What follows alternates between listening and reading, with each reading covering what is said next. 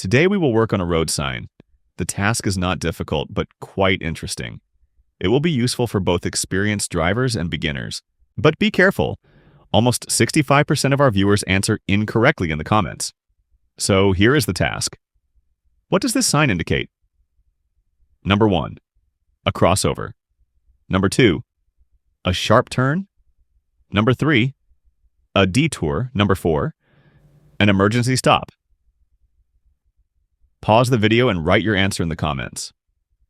At the end of the video, you will find out whether you are right or not. I'll set the timer and give you 5 seconds to think it over.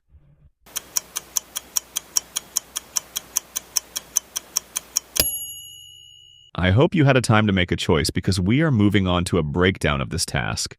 This sign indicates a sharp turn to the left. Slow down, in this case to the recommended speed of 25 miles per hour. Keep right as you turn and do not pass. So, the correct answer is number 2.